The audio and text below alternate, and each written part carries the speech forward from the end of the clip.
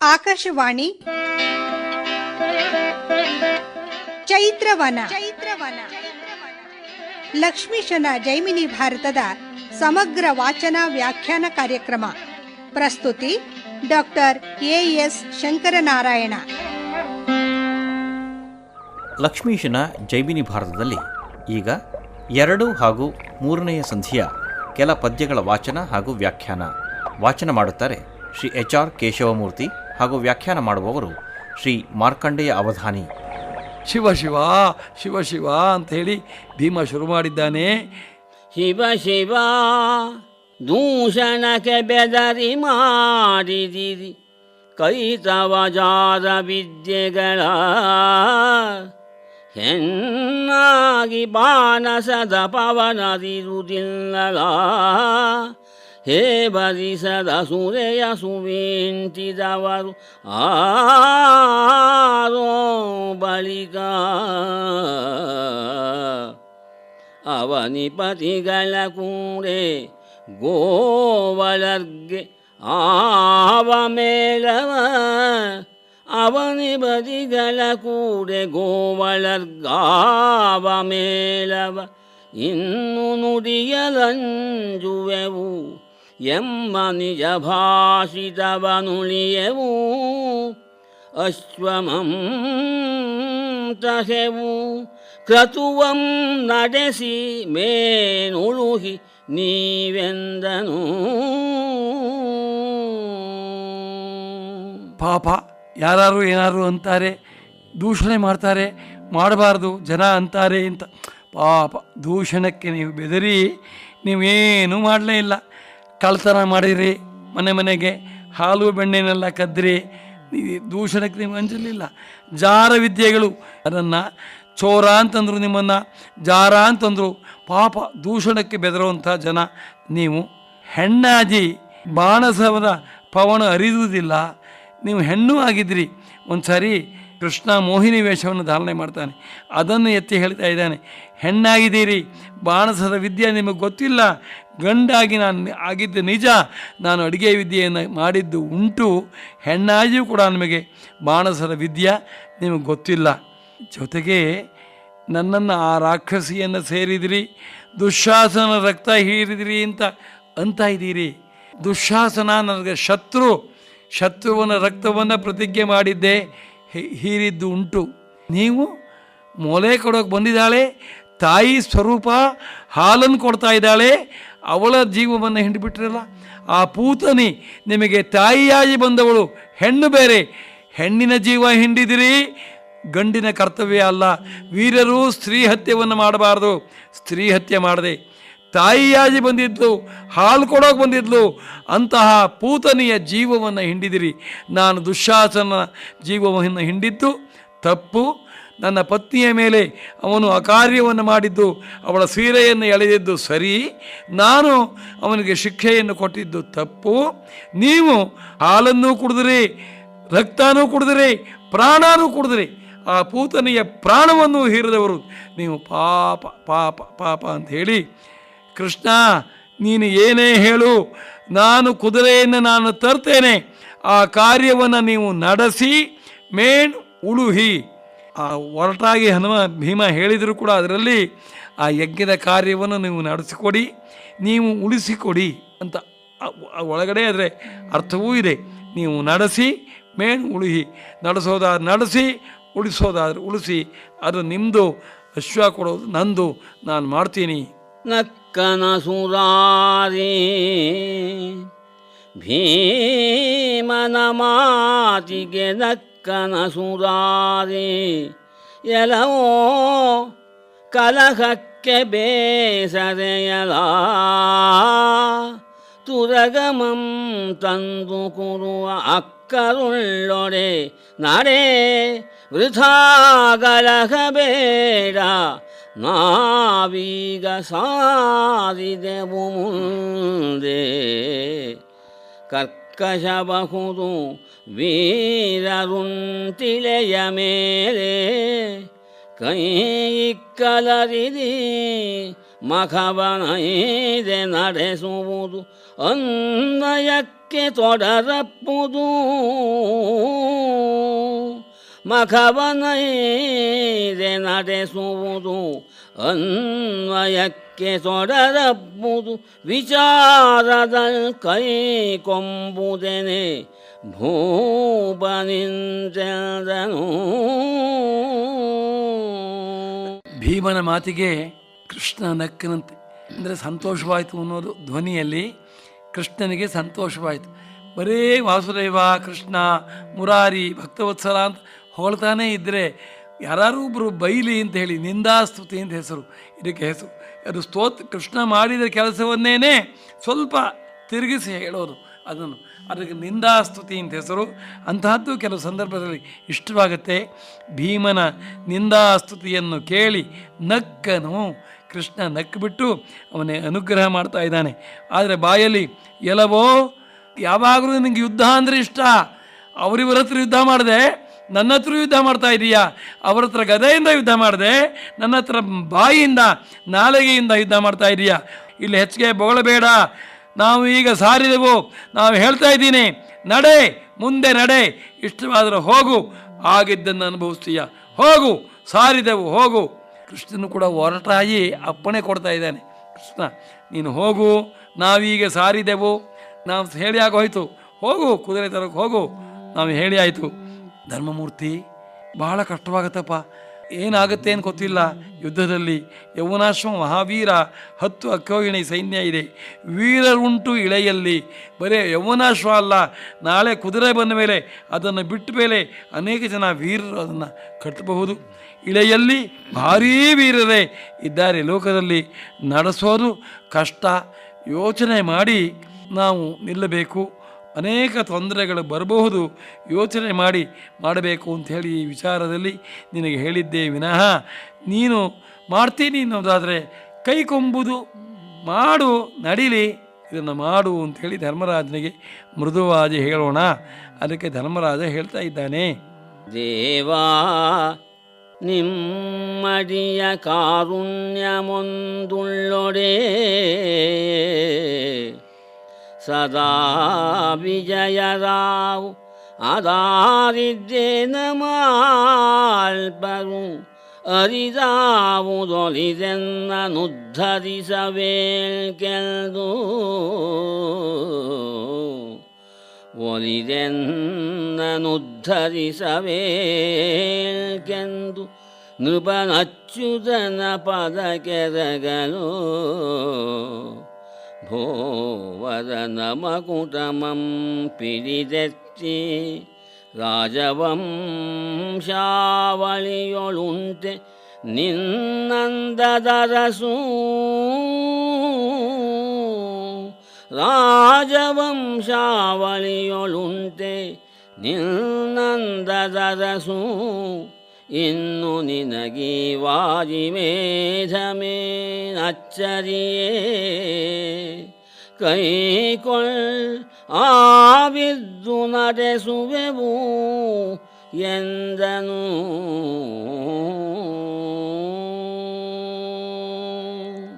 ದೇವಾ, ನಿಮ್ಮ ಅಡಿಯ ಕಾರುಣ್ಯವಿದ್ದರೆ, ನಿಮ್ಮ ಅನುಗ್ರಹ ನಮಗಿದ್ದರೆ ಸದಾ ವಿಜಯಿಗಳು, ಯಾವಾಗಲೂ ಜಯವನ್ನೇ ಪಡಿತೀವಿ.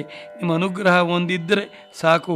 ಯಾರಿದ್ದು ಏನು ತಾನೇ ಮಾಡ್ತಾರೆ, ಯಾವುದು ಒಲಿದರೆ ಏನು ತಾನೇ ಉದ್ಧಾರವಾಗತ್ತೆ. ನೀನು ಅಚ್ಯುತನ ಪದಕ್ಕೆ ನಾವು ಎರಗಿದ್ದೇವೆ, ನೀನು ಉದ್ಧಾರ ಮಾಡು ಅಂಥೇಳಿ ಧರ್ಮರಾಜ ಕೃಷ್ಣನ ಕಾಲನ್ನು ಹಿಡಿದಾಗ ಭೂವರ ಭೂವರ ಅಂತ ಕರೀತಾನೆ ಧರ್ಮರಾಜನನ್ನು. ಭೂವರ ಶ್ರೇಷ್ಠವಾದ ಧರ್ಮಮೂರ್ತಿ ಅಂಥೇಳಿ ಅಮ್ಮನ ಮುಗುಟವನ್ನು ಮೇಲಕ್ಕೆ ಎತ್ತಿ, ರಾಜವಂಶಾವಳಿಯಲ್ಲಿ ನಿನ್ನಂಥವರು ಯಾರೂ ಇಲ್ಲಪ್ಪ. ನಳ, ನಹುಷ, ಪುರೂರವ ಇತ್ಯಾದಿಗಳಿಗಿಂತ ನೀನು ಉತ್ತಮ, ನೀನು ಎಲ್ಲರಿಗಿಂತ ಮಿಗಿರು, ನೀನು ರಾಜ ಋಷಿ, ನಿನ್ನ ಕೆಲಸ ಆಗತ್ತೆ. ನೀನು ಅಶ್ವಮೇಧ ಯಾಗವನ್ನು ಮಾಡೋದು ಏನು ಕಷ್ಟವಾಗೋದಿಲ್ಲ, ನಿನಗಾಗತ್ತೆ. ಕೈಕೊಳ್ಳು, ಆವಿರ್ದು ನಡೆಸುವೆವು, ಏನು ಯೋಚನೆ ಮಾಡಬೇಡ, ನಾನಿದ್ದು ನಡೆಸ್ತೇನೆ, ನೀನು ಸಂಕಲ್ಪ ಮಾಡಿದರೆ ಸಾಕು, ಯಾಗ ನಡೆಯುತ್ತೆ ಅಂಥೇಳಿ ಪೂರ್ಣ ಭರವಸೆಯನ್ನು ಧರ್ಮರಾಜನಿಗೆ ಕೃಷ್ಣ ಕೊಟ್ಟಿದ್ದಾನೆ. ಸಂಕಲ್ಪ ಮಾಡು, ನಾನು ನಡೆಸ್ಕೊಡ್ತೇನೆ ಅಂತ ಕೃಷ್ಣ ಭರವಸೆಯನ್ನು ಕೊಟ್ಟ. ನಳಿನೋದರನ ವಸನಮಂ ಕೇಳು ಸಂತಸಂದಳೆದು ನೃಪನಧ್ವರದ ಕಾರ್ಯಮಂ ನಾಡೆ ನೆಲೆಗೊಳಿಸಿ ಪವನಜ ವೃಷಧ್ವಜ ಮೇಘನಾದರಂ ಕುದುರೆತ ಕುದೆಂದು ಬೆಸಸೆ ಬಳಿಕೋಲಗವನಂದು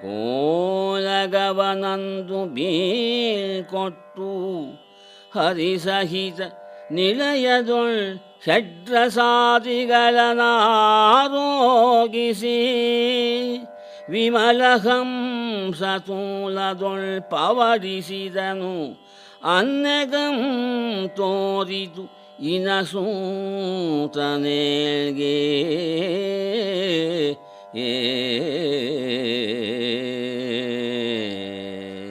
ನಾನು ನಡೆಸ್ಕೊಡ್ತೇನೆ ಅಂತ ಹೇಳಿ ಪರಮಾತ್ಮ ಮಾತು ಕೊಟ್ಟ ಮೇಲೆ ಉಬ್ಬಿ ಹೋಗಿದ್ದಾನೆ ಧರ್ಮರಾಜ. ಕಣ್ಣುಗಳಿಂದ ಆನಂದ ಬಾಷ್ಪ ಸುರಿತಾ ಇದೆ. ಅವನ ಮಾತನ್ನು ಕೇಳಿ ಸಂತೋಷಪಟ್ಟು ಅಧ್ವರ ಕಾರ್ಯಕ್ಕೆ ಎಲ್ಲ ಸಿದ್ಧವಾಗಲಿ ಅಂತ ಹೇಳಿ ಸಭೆಯಲ್ಲಿ ಇದ್ದವರನ್ನು ಎಲ್ಲರನ್ನು ಕೂಡ ನಡೆಯುವ ಈ ಅಶ್ವಮೇಧ ಯಾಗಕ್ಕೆ ನೀವೆಲ್ಲರೂ ಕೂಡ ನಿಮ್ಮ ನಿಮ್ಮ ಕರ್ತವ್ಯವನ್ನು ಮಾಡಿಕೊಡ್ಬೇಕು. ಇದು ನನ್ನ ಮೊಟ್ಟ ಮೊದಲನೆಯ ಪ್ರಾರ್ಥನೆ. ಕೃಷ್ಣನ ಅನುಜ್ಞೆಯಿಂದ ಈ ಯಾಗವನ್ನು ನಾನು ಮಾಡ್ತೇನೆ ಅಂತ ಅವರನ್ನೆಲ್ಲ ಪ್ರಾರ್ಥಿಸಿ, ಭೀಮ, ವೃಷಧ್ವಜ, ಮೇಘನಾದ, ಕುದುರೆಯನ್ನು ತರೋದಕ್ಕೆ ನೀವು ಹೋಗ್ಬೋದಪ್ಪ ಅಂಥೇಳಿ ಅವರಿಗೆ ಅಪ್ಪಣೆಯನ್ನು ಕೊಟ್ಟು ಕೃಷ್ಣನೊಂದಿಗೆ ಆ ರಾತ್ರಿ ಸುಖ ಭೋಜನವನ್ನು ಮಾಡಿದ್ದಾನಂತೆ. ಪಂಚಭಕ್ಷ ಪರಮಾನ್ನವನ್ನು ಮಾಡಿದ್ದಾರೆ. ದ್ರೌಪದಿಯೇ ಬಂದು ಬಡಿಸಿದ್ದಾಳೆ. ಹಾಗೆ ಬಡಿಸ್ತಾ ಇರೋಣ. ಧರ್ಮರಾಜಾದಿಗಳೆಲ್ಲರೂ ಕೂಡ ಊಟ ಮಾಡ್ತಾ, ದ್ರೌಪದಿ, ಇವತ್ತು ಅಂತಃಪುರದಲ್ಲಿ ನಾನು ಕೃಷ್ಣ ಮಲಗ್ತೇವೆ, ನೀನು ಪಕ್ಕದ ಅಂತಃಪುರದಲ್ಲಿ ನೀವೆಲ್ಲರೂ ಕೂಡ ನೀವು ಅಲ್ಲಿ ಮಲಗಿ, ಕೃಷ್ಣ ನಾನು ಇಲ್ಲೇ ಮಲಗ್ತೇವೆ ಅಂತ ಹೇಳಿ ತಾನು ಮತ್ತು ದ್ರೌಪದಿ ಮಲಗುವ ಹಂಸತೂಲಿಕಾ ತಲ್ಪದ ಮೇಲೆ ಸ್ವಚ್ಛವಾದಂತಹ ವಸ್ತ್ರವನ್ನು ಹರಡಿ ಅದರ ಮೇಲೆ ಹೂವುಗಳನ್ನೆಲ್ಲ ಹರಡಿ ಪನ್ನೀರನ್ನು ಸೋಂಕಿಸಿ 4 ಕಡೆ ಭಾಗದಲ್ಲಿ ಒಂದು ಕಡೆ ಹಣ್ಣು, ಒಂದು ಕಡೆ ಭಕ್ಷ್ಯಭೋಜ್ಯಾದಿಗಳು, ಒಂದು ಕಡೆ ಖಾರದ ಬಟ್ಲುಗಳು, ಒಂದು ಕಡೆ ಹಾಲು ಎಲ್ಲವನ್ನು ಕೂಡ ಇಟ್ಟು ಹಂಸತೂಲಿಕಾ ತಲ್ಪದ ಮೇಲೆ ಕೃಷ್ಣನನ್ನು ಮಲಗಿಸಿ ಪಕ್ಕದಲ್ಲಿ ಸ್ವಲ್ಪ ತಗ್ಗಾಗಿದ್ದ ಮಂಚದ ಮೇಲೆ ಧರ್ಮರಾಜ ಮಲಗಿರ.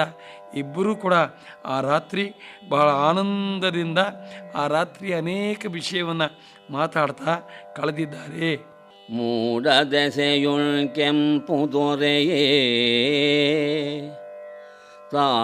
ತಾರಗೆ ಪರಿಯೇ ಕೂಡೆ ತಂಗಾಳಿ ಮುಂಬರಿಯೇ ಕಮಲಂ ಬಿರಿಯೇ ಪಾಡು ಬೆಳದುಂಬಿಗಳ್ ಮೊರೆಯೇ ಚಕ್ರಂ ನೆರೆಯೇ ನೈದಿಲೆಯ ಸೊಂಪು ಮುರಿಯೇ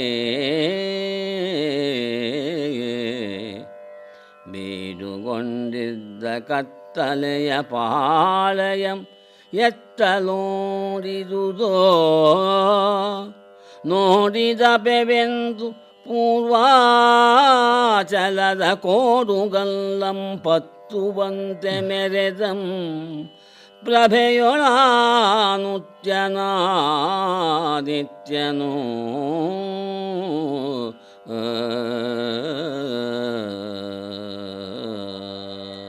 ಆನಂದವಾಗಿ ಧರ್ಮರಾಜನ ಅಂತಃಪುರದಲ್ಲಿ ಕೃಷ್ಣ ಮತ್ತು ಧರ್ಮರಾಜ ಇಬ್ಬರೂ ಕೂಡ ಮಲಗಿದರಂತೆ.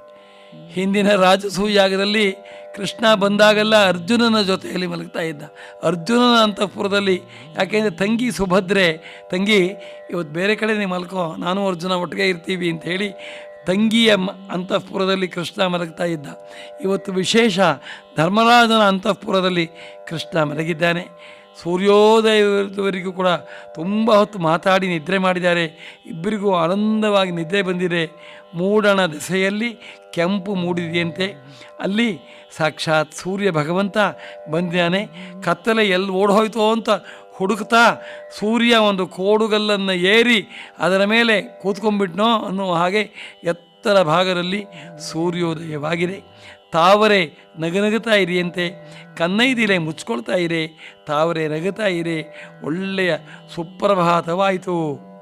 ಇಂದು ವೇದಂ ವ್ಯಾಸ ಮುನಿವರಂ ಕೃಪೆಯೊಳೈ ತಂದು ಸಂತವಾಜಿಮೇಧಮಂ ಮಾಡು ನೀನೆಂದು ನಿಯಮಿಸಲೇದಗೆ ಒಡನೆ ಗರುಡಧ್ವಜಂ ತಾನೆ ಕಾರುಣ್ಯದಿಂದೆ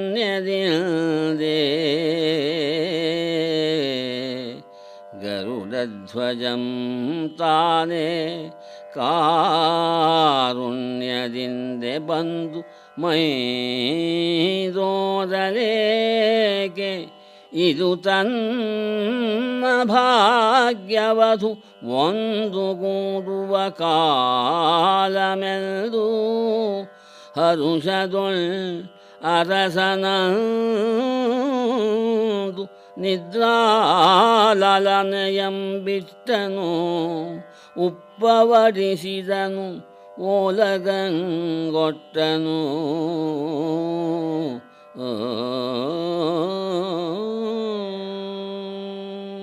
ಧರ್ಮರಾಜ ತನ್ನ ಮನಸ್ಸಿನಲ್ಲಿ ಆಲೋಚನೆ ಮಾಡ್ತಾ ಇದ್ದಾನೆ. ಈ ದಿವಸ ಪರಮಪೂಜ್ಯ ವೇದವ್ಯಾಸ ಮಹರ್ಷಿಗಳು ನಮ್ಮ ಅರಮನೆಗೆ ಬಂದರು. ನನ್ನ ಮನಸ್ಸಿನಲ್ಲಿ ಗೋತ್ರ ಹತ್ಯದ ದೋಷ ಇದೆ ಅಂತ ಬಹಳ ದುಃಖವಾಗಿತ್ತು. ಅದಕ್ಕೆ ಪರಿಹಾರವಾಗಿ ಅಶ್ವಮೇಧ ಯಾಗ ಮಾಡು ಅಂತಂದರು. ದುಡ್ಡಿಲ್ಲ, ಬೊಕ್ಕಸವೆಲ್ಲ ಖಾಲಿಯಾಗಿಬಿಟ್ಟಿದೆ, ಪ್ರಜೆಗಳೆಲ್ಲ ಕೈಯೆಲ್ಲ ಖಾಲಿ, ಎಲ್ಲ ಕಡೆಯಲ್ಲೂ ಕೂಡ ದುಪ್ಪಟ್ಟು ತೆರಿಗೆಯನ್ನು ವಸೂಲು ಮಾಡಿ ಖಾಲಿಯಾಗಿಬಿಟ್ಟಿದೆ. ದುಡ್ಡೇ ಇಲ್ಲ ಅಂದಾಗ ದುಡ್ಡಿರುವ ಜಾಗವನ್ನು ತೋರಿಸಿದರು. ಹಿಮವತ್ ಪರ್ವತದಲ್ಲಿ ಉದ್ದಕ್ಕೂ ಕೂಡ ಸುರಿದು ಬಿಟ್ಟಿದ್ದಾರೆ. ಬೇಕಾದಷ್ಟು ನಿಧಿ, 10 ಅಶ್ವಮೇಧ ಯಾಗವನ್ನು ಮಾಡ್ಬೋದು, ಬೇಕಾದಷ್ಟು ನಿಧಿ ಇದೆ. ಮರುತ್ತರಾಜ ಕೊಟ್ಟ ದಕ್ಷಿಣೆ ಅಲ್ಲಿದೆ, ಅದೆಲ್ಲ ನಿಮಗೆ ಸೇರಿದ್ದು. ಯಾರು ಇವತ್ತು ರಾಜರೋ ಆ ನಿಧಿಯೆಲ್ಲ ರಾಜರಿಗೆ ಸೇರಿದ್ದು, ನಿಂದು ತಗೊಂಬ ಅಂತಂದರು. ನಿಧಿಯನ್ನು ತೋರಿಸಿದರು. ಕುದುರೆ ಇಲ್ಲ ಅಂದಾಗ ಕುದುರೆಯನ್ನು ತೋರಿಸಿದರು. ತಂದುಕೊಡೋರು ಯಾರು ಅಂದಾಗ ಭೀಮಸೇನ ಪ್ರತಿಜ್ಞೆ ಮಾಡದ. ಅದಕ್ಕೆ ನಮ್ಮ ಕರ್ಣನ ಮಗ ವೃಷಕೇತು ನಾನು ಜೊತೆಯಲ್ಲಿ ಹೋಗ್ತೀನಿ ಅಂತಂದ. ಮೇಘನಾದ ನಾನು ಕುದುರೆಯನ್ನು ಎತ್ಕೊಡ್ತೀನಿ ಅಂತಂದ. ಇಷ್ಟೆಲ್ಲ ಆಯಿತು.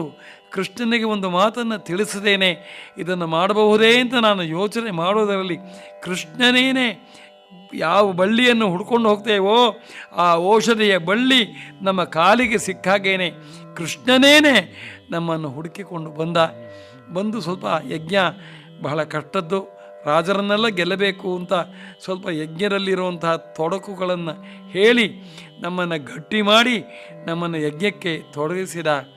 ಒಂದರ ಮೇಲೆ ಒಂದು, ಲೇಸಿನ ಮೇಲೆ ಲೇಸು ಅಂಥೇಳಿ ಧರ್ಮರಾಜ ಆನಂದ ಪಟ್ಟುಕೊಂಡು ಹಂಸತೂಲಿಕಾ ತಲುಪದಿಂದ ತಾನು ಎದ್ದು, ಕೃಷ್ಣ ಪರಮಾತ್ಮ ನಿದ್ದೆ ಬಂತೆ, ಸ್ನಾನ ಮಾಡೋಣ, ಊಟ ಮಾಡೋಣ, ಹೇಳಿ ಅಂಥೇಳಿ ಕೃಷ್ಣನನ್ನು ಎಬ್ಬಿಸ್ತಾ ಇದ್ದಾನೆ.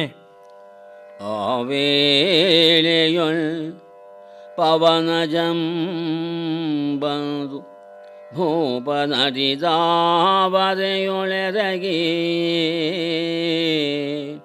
ಪಯಣಕ್ಕೆ ಬೆಸಂಬಡೆದು ಅರಸುಗಾವಲಂ ಫಲುಗುಣನೊಳಿರಿಸಿ ಹೈಡಿಂಬಿಯಂ ಬರಿಸಿ ಕನ್ನಜನ ಕರೆಸಿ ಆವೀರರಿಂ ವರಿಂ ಬೆರಸಿ ರಸಮಂ ತರಿಸಿ ದೇವಪುರಲಕ್ಷ್ಮೀಶನಂಘ್ರಿಗುಪಚರಿಸಿ ಬಿರುದಾವಳಿಯ ಪಾಠಕರ ಗಡನದಿಂ ಪೊರಮಟ್ಟನು ಆ ಹಸ್ತಿನಾವತಿಯನು.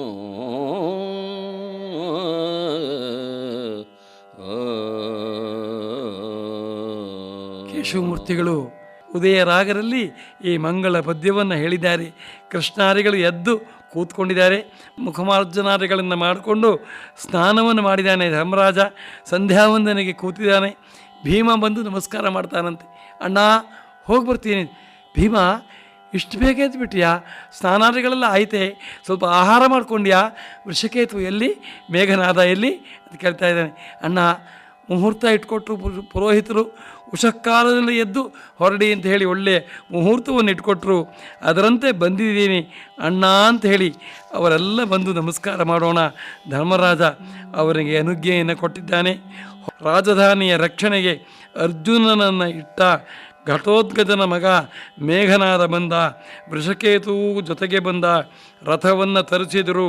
ಒಳ್ಳೆಯ ಕಿರುಗಂಟೆಗಳನ್ನು ಕಟ್ಟಿದ ಸುಂದರವಾದ ಸುವರ್ಣ ರಥ, ಅದರ ಮೇಲೆ ಎತ್ತರವಾದಂತಹ ಧರ್ಮ ಧ್ವಜವನ್ನು ಕಟ್ಟಿದ್ದಾರೆ. ಕೃಷ್ಣನಿಗೆ ಎಲ್ಲರೂ ಕೂಡ ಬಂದು ನಮಸ್ಕಾರವನ್ನು ಮಾಡಿದ್ದಾರೆ. ಅಶ್ವಮೇಧ ಯಾಗಕ್ಕೋಸ್ಕರ ಸುಮುಹೂರ್ತದಲ್ಲಿ ಕೃಷ್ಣನ ಸಾನ್ನಿಧ್ಯದಲ್ಲಿ ಭೀಮಾರಿಗಳು ಎಲ್ಲರೂ ಕೂಡ ಹೊರಟರು. ವಾಸುದೇವಾನುಗ್ರಹದಿಂದ ಧರ್ಮಜಂ ಬಾಳುಗೆ ಅಂತ ಹೇಳಿ ನಮಸ್ಕಾರ ಮಾಡಿ ಭೀಮಾರಿಗಳು ಹೊರಟರು.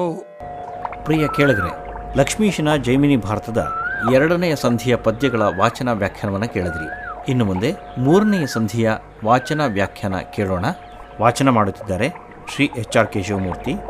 ವ್ಯಾಖ್ಯಾನ ಮಾಡುತ್ತಿರುವವರು ಶ್ರೀ ಮಾರ್ಕಂಡೇಯ ಅವಧಾನಿ. ಹಸ್ತಿನಾವತಿಯಂ ತಳದ್ದು ಭದ್ರಾವತಿಯ ವಿಸ್ತಾರಮಂ ತೋರಿದಂ ಸಮೀಪದಗಿರಿಯ ಮಸ್ತಕದೊಳಿದ್ದ ಅನಿಲ ಸಂಭವಂ ಕರ್ಣತನಯಂಗೆ ಸಂಪ್ರೀತಿಯಿಂದೇ.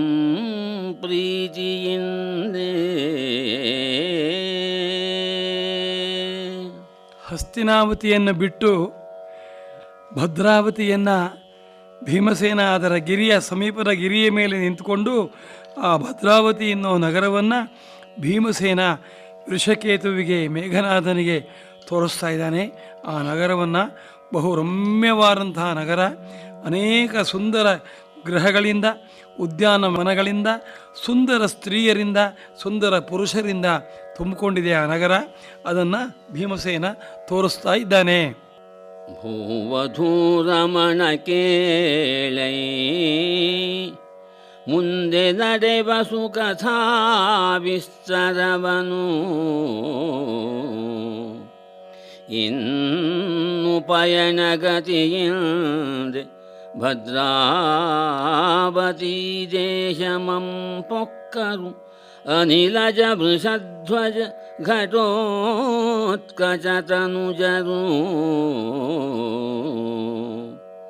ಆವಗಂ ನಿರ್ಮಲ ಶ್ರೀಕರಗ್ರಾಹಿ ಮತ್ತಾವಗಂ ಪ್ರಣುತವನಮಾಲಾ ಸುಶೋಭಿ ತಾನಾವಗಂ ಮನ್ಮಥೋದ್ಭವಕಾರಿ ಹರಿವೋಲಾನೆಂಬ ಪೆಂಪಿಂದೆಸೆದುದು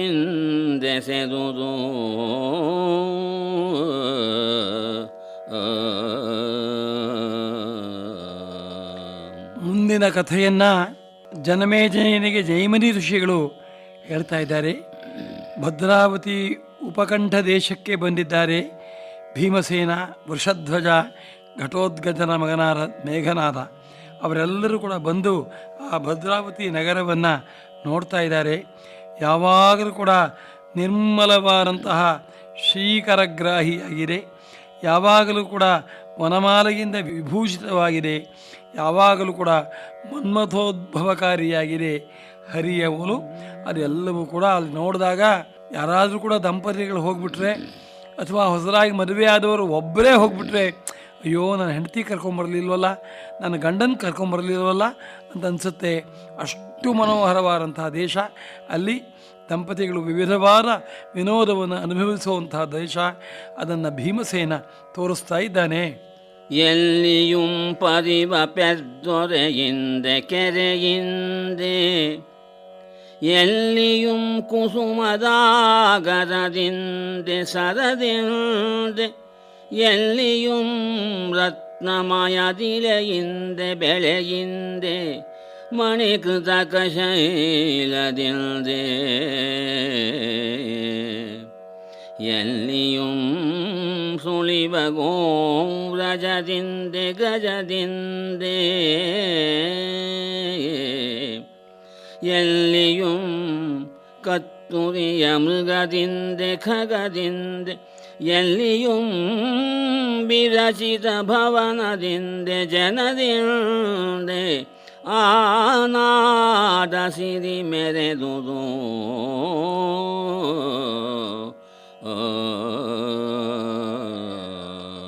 ಈ ಕವಿಯ ರಚನೆ ಸುಲಭ ಅಂದರೆ ಸುಲಭ, ಕಷ್ಟ ಅಂದರೆ ಕಷ್ಟ. ಗೊತ್ತೇ ಆಗೋದಿಲ್ಲ, ಅಷ್ಟು ಅದರಲ್ಲಿ ಒಗಟೆಗಳಿದ್ದು ಬಿಡುತ್ತೆ.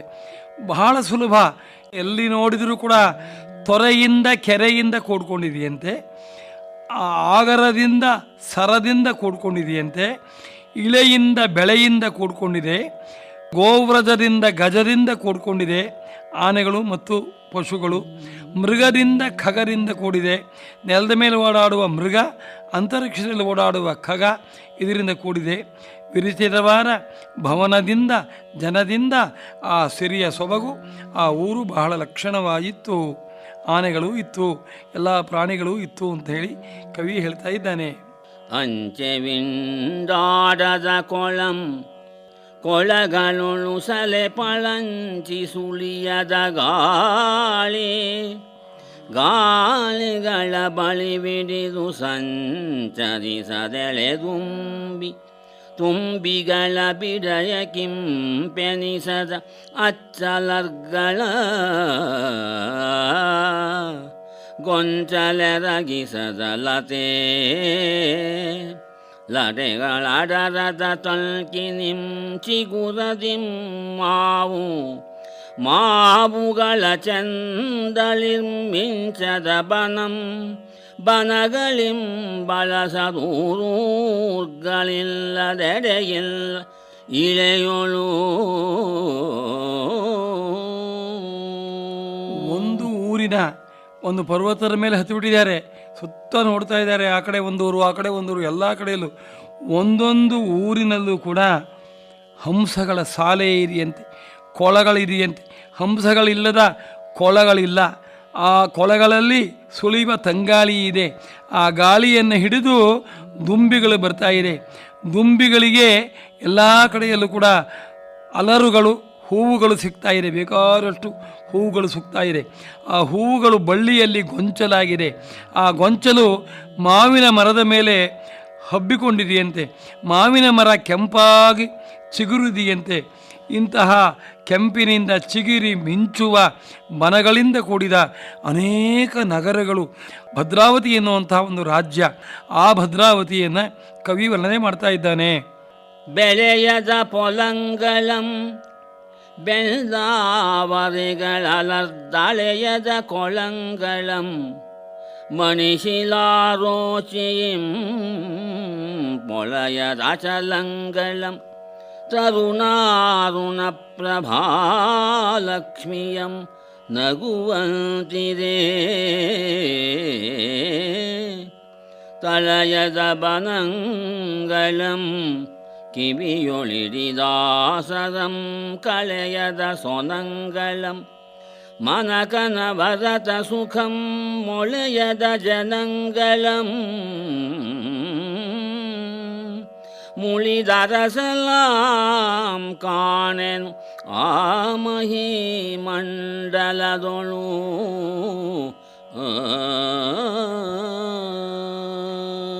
ಎಲ್ಲೆಲ್ಲಿ ನೋಡಿದರೂ ಪೈರು ಪಚ್ಚೆಯಿಂದ ಕೂಡಿರುವಂತಹ ಹೊಲಗಳು, ಬೆಳೆ ಇಲ್ಲದೆ ಇರುವಂತಹ ಹೊಲ, ಖಾಲಿ ಬಿಟ್ಟಿರೋ ಹೊಲ ಇಲ್ಲವೇ ಇಲ್ಲ.